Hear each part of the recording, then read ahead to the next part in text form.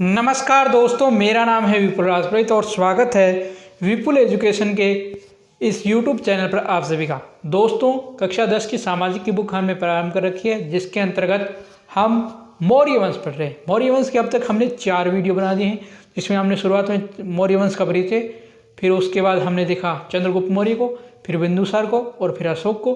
और कल के वीडियो में हमने देखा था अशोक के बाद जो उत्तराधिकारी हुए हैं उसके, और मौर्य साम्राज्य का पतन किस प्रकार हुआ ये हमने देखा।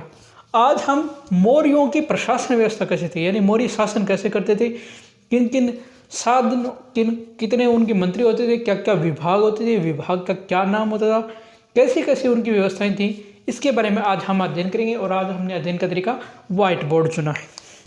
देखिए, सबसे पहले मौर्य प्रशासन में आपको एक बात याद रखनी है कि मौर्य काल में भारत में पहली बार केंद्रीकृत शासन व्यवस्था की स्थापना हुई। यानी मौर्य काल से पहले भारत में केंद्रीकृत शासन की व्यवस्था नहीं थी। केंद्रीकृत शासन का मतलब क्या होता है, जैसे इस सर्कल से समझिए कि ये मौर्य वंश का राजा है और भारत के जितने भी छोटे मोटे जो राज्य रियासतें थी वो सब लगभग इसके अधीन थी, ठीक है।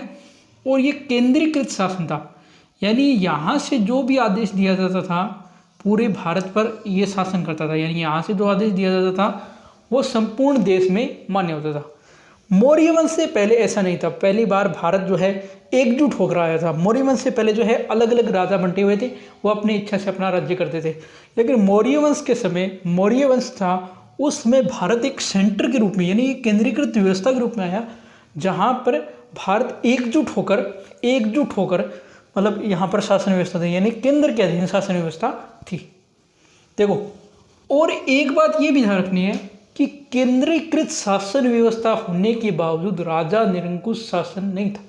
यानी केंद्रीकृत व्यवस्था थी, एक व्यक्ति के हाथ में शासन था, लेकिन फिर भी शासन व्यवस्था निरंकुश नहीं थी। यानी ये नहीं थी कि जनता पर अपने फैसले थोपे जाते थे, ऐसा बिल्कुल नहीं था। इसके बाद देखो, जो कौटिल्य है या चाणक्य है, उन्होंने राज्य के 7 अंग बताए। यानी ये 7 अंग हर राज्य में होने चाहिए, या राज्य के लिए महत्वपूर्ण ये 7 अंग हैं। इनके बिना राज्य की कल्पना अधूरी है। कौन कौन है?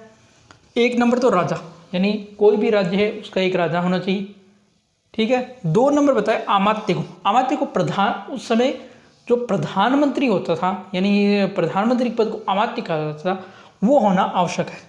तीसरा एक जनपद, यानी जहाँ पर राजा राज्य कर सके, वो राज्य या जनपद। चौथा होता था उसका दुर्ग, जहाँ पर राजा निवास करता था, वो उसका दुर्ग या गढ़। 5 जो होता था कोष, यानी खजाना भी होना चाहिए। अगर राज्य करना है तो खजाना भी जरूरी है। 6 होती थी उसकी सेना, अगर राज्य है तो उसकी सेना भी होनी चाहिए। और 7वां था मित्र, यानी उसके मित्र देश या उसके मित्र होने चाहिए। तो ये 7 विशिष्ट अंग थे। इसके बाद देखो, राजा द्वारा जो मुख्यमंत्री था या पुरोहित था, उसके चरित्र की परीक्षा की जाती थी।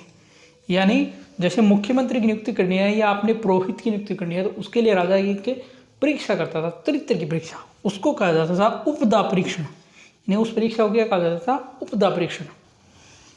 ये लोग मंत्रिमंडल के सदस्य होते थे। यानी जो मुख्यमंत्री और पुरोहित होते थे वो क्या होते थे? मंत्रिमंडल के सदस्य। इसके अलावा देखो, मंत्रिमंडल के अतिरिक्त एक परीक्षा मंत्रिणा का भी जिक्र मिलता है, जो भी एक प्रकार क्या थी? मंत्री परिषद। परीक्षा मंत्रिणा क्या थी? एक प्रकार की मंत्री परिषद। यानी मौर्य शासन में केंद्रीय प्रशासन था। मौर्य प्रशासन में क्या था? केंद्रीय प्रशासन जो था।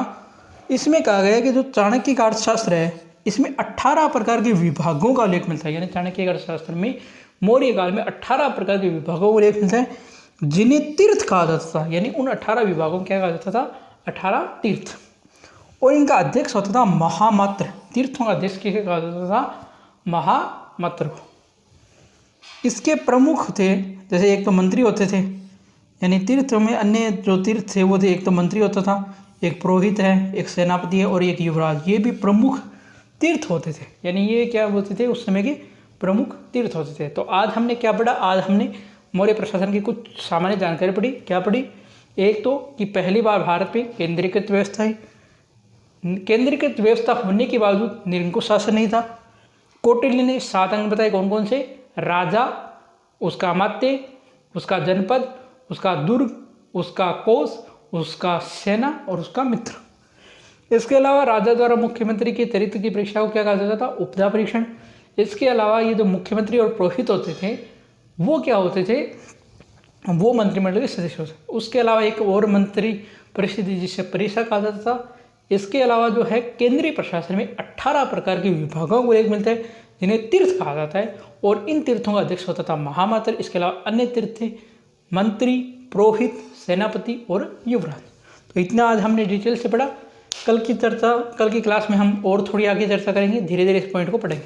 ठीक है दोस्तों, तो आज का ये व्हाइट बोर्ड पर वीडियो आपको कैसा लगा कमेंट करके जरूर बताना। वीडियो आपको अच्छा लगा तो लाइक जरूर करें, दोस्तों के साथ शेयर करें, कमेंट करें। चैनल पर आप पहली बार आए तो चैनल को सब्सक्राइब करें, बेल आइकन को प्रेस करिए। धन्यवाद दोस्तों, जय हिंद, जय भारत। घर रहें, स्वस्थ रहें।